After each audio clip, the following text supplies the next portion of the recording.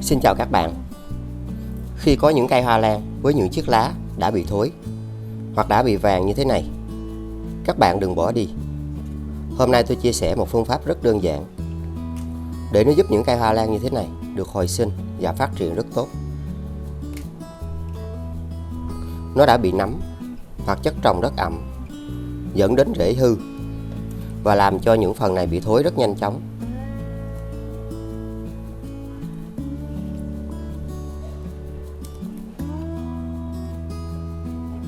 Các bạn cần phải làm sạch những phần này của cây. Nhưng chiếc lá này vẫn còn rất tươi và rất khỏe. Hãy bỏ hết tất cả những chất trồng cũ này ra khỏi cây. Chất trồng ẩm hoặc hoa lan bị nấm là một trong những nguyên nhân đã làm cho rễ bị hư rất dễ.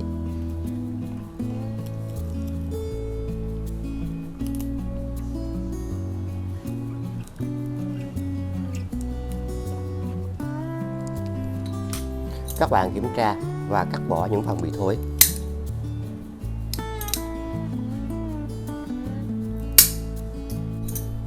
Khi thấy những phần này vẫn còn tươi và tốt thì nó sẽ giúp hoa lan phục hồi rất nhanh. Những chiếc rễ bị hư và thối nên cắt bỏ.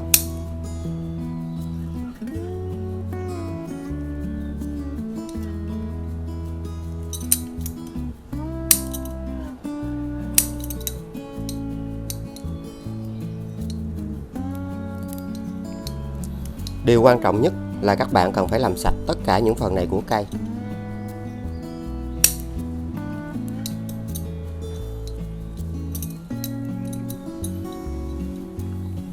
Và chúng ta sẽ tách hoa lan ra làm hai phần.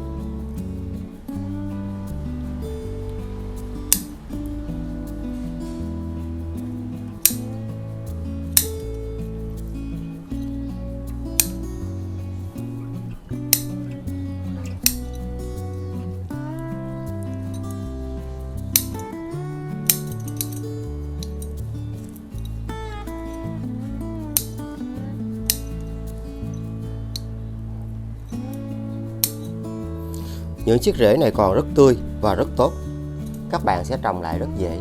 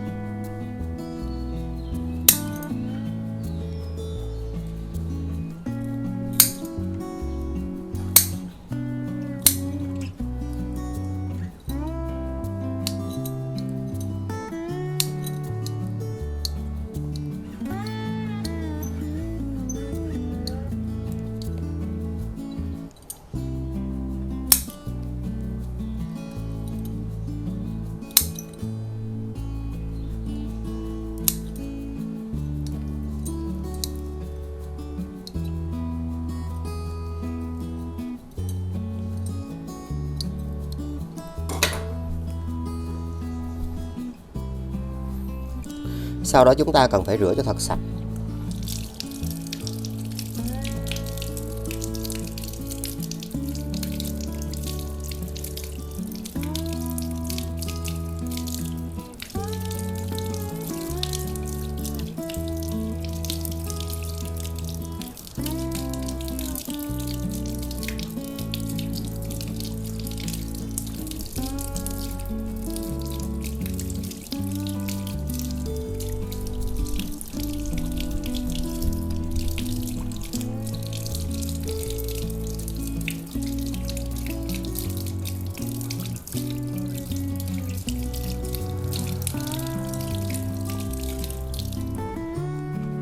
bạn sử dụng bột baking soda. Nó giúp cho hoa lan của chúng ta được phát triển rất tốt. Hãy dùng một thìa, cho vào 1500 ml nước.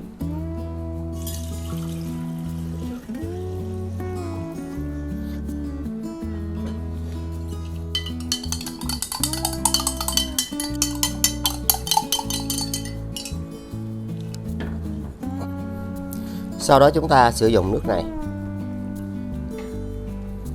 Các bạn lau cho lá.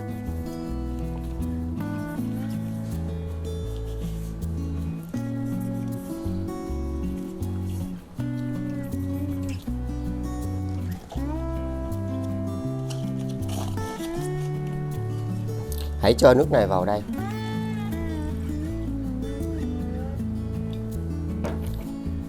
Để trong 20 phút. Nó sẽ giúp cho những cây hoa lan như thế này được hồi sinh rất dễ.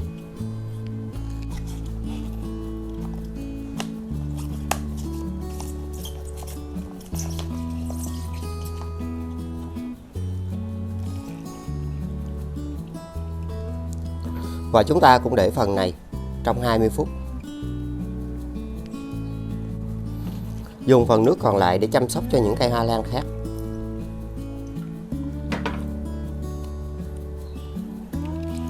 Nó giúp cho hoa lan không bị nấm, không bị côn trùng, cây phát triển được tốt. Và có thể áp dụng cách làm này 15 ngày một lần trên những cây yếu và chậm phát triển. Khi sử dụng những cách làm như thế này, nó giúp cho hoa lan của các bạn được xanh, luôn được khỏe. Là phương pháp rất dễ để chăm sóc cho hoa lan được xanh và được tốt hơn.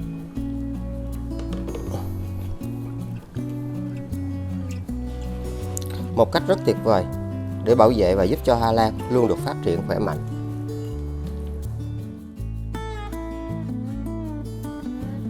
Sau đó các bạn lấy ra. Và đến lúc này chúng ta sẽ rất yên tâm để trồng lại những cây hoa lan như thế này.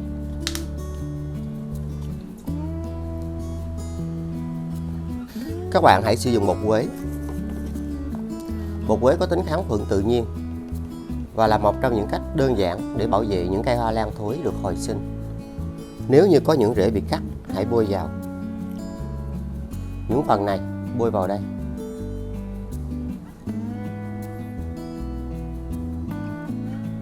Nó giúp cho những vết cắt này không bị nhiễm khuẩn và nó được phục hồi rất nhanh trong quá trình hồi sinh cây.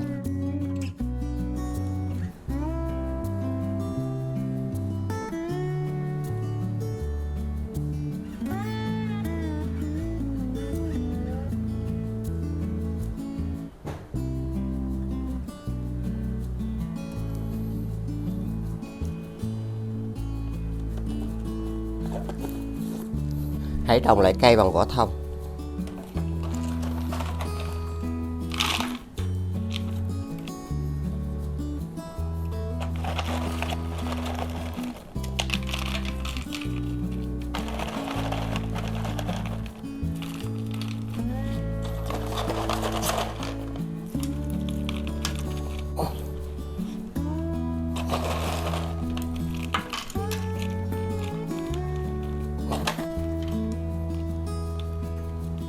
Các bạn cho một ít rêu vào.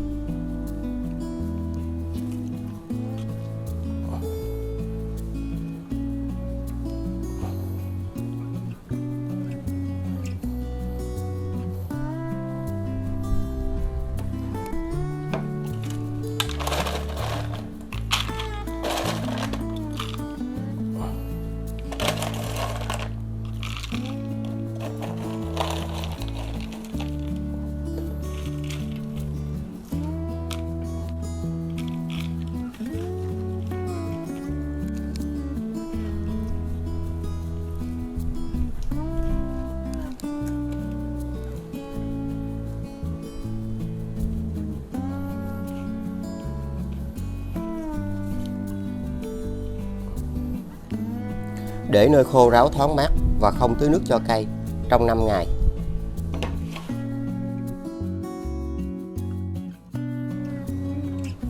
Sau 5 ngày, các bạn nên dùng bã cà phê. Nó giúp cho hoa lan được phát triển rất nhanh. Dùng một thìa, cho vào 1 lít nước.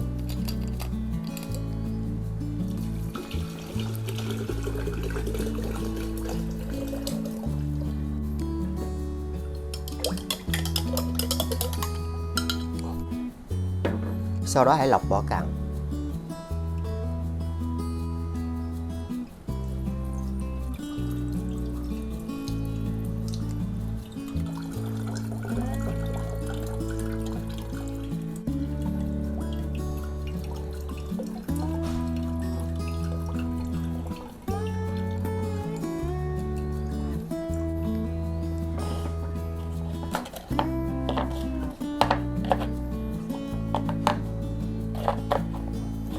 Sau đó các bạn hãy tưới vào gốc của cây như thế này.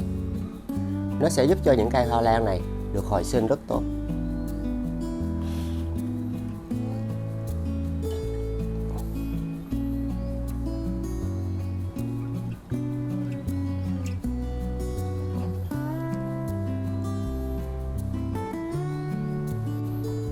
Hãy để trong 20 phút.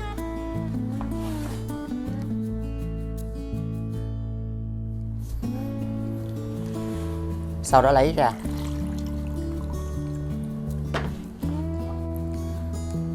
Ngày thường các bạn chỉ tưới phun sương dưỡng ẩm, không tưới nhiều nước. Đặt cây ở nơi khô ráo, thoáng mát và có ánh sáng. Chỉ tưới khi chất trồng khô. Cách làm này giúp cho cây được phát triển và được hồi sinh rất tốt.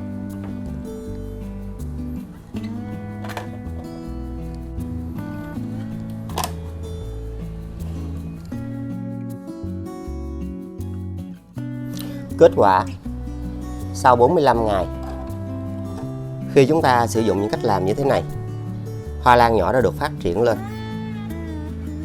Và tùy vào những giống hoa lan thì có cây rất nhanh và cũng có cây rất chậm. Nên với những phương pháp như thế này, các bạn cần phải có sự kiên nhẫn. Nó giúp cho những cây hoa lan của chúng ta được hồi sinh và phát triển rất tốt. Một trong những phương pháp rất tuyệt vời để các bạn có thể giúp cho hoa lan được mọc và phát triển được tốt hơn.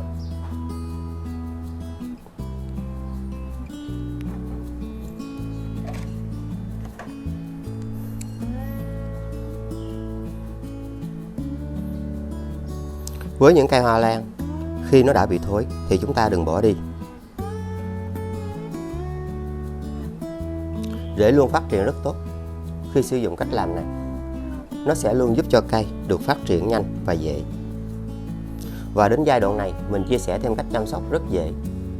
Để những cây như thế này, nó sẽ được lớn và phát triển được rất nhanh.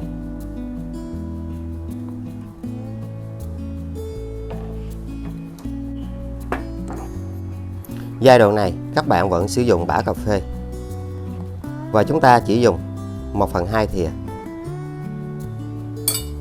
Cho vào 1 lít nước.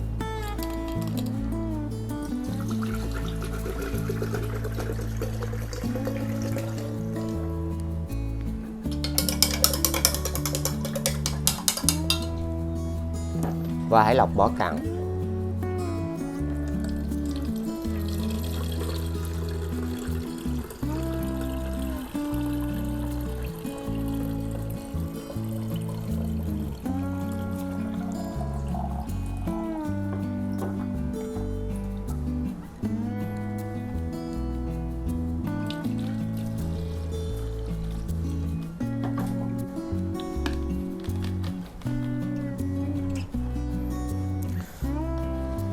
Sau đó hãy phun trực tiếp cho những cây hoa lan như thế này. Và nên áp dụng cách làm này 15 ngày một lần.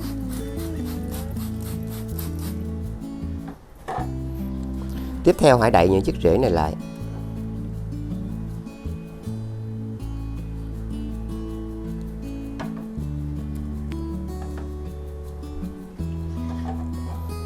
Nó sẽ giúp cho những cây hoa lan này được lớn nhanh và phát triển rất tốt.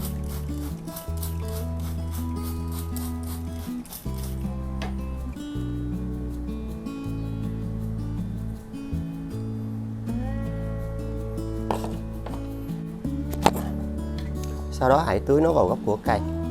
Bộ rễ sẽ được bảo vệ và những cây hoa lan như thế này sẽ được lớn rất nhanh.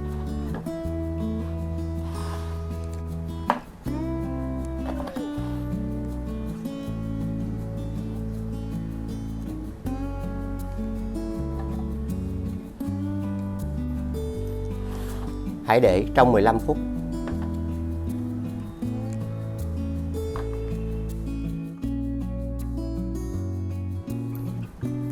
Sau đó lấy ra.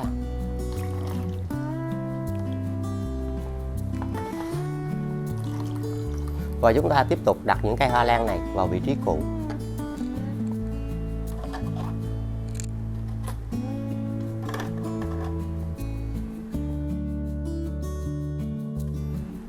Kết quả sau 3 tháng, hoa lan đã được phát triển lên rất tốt và rất khỏe. Khi các bạn sử dụng những cách làm như thế này thì những cây hoa lan của chúng ta nó sẽ được phát triển và được hồi sinh rất nhanh từ gốc cây. Phương pháp rất tuyệt vời, luôn giúp cho những cây hoa lan của chúng ta được phát triển nhanh và dễ hơn.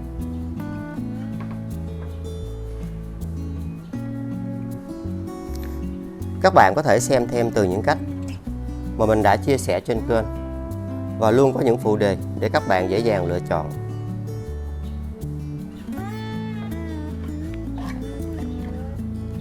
Với những cách làm như thế này, nó sẽ giúp cho hoa lan của chúng ta được phát triển rất nhanh. Tùy vào từng giống hoa lan, có cây rất nhanh, có cây rất chậm. Nhưng khi sử dụng những phương pháp như thế này, nó sẽ giúp cho cây được phát triển rất tốt.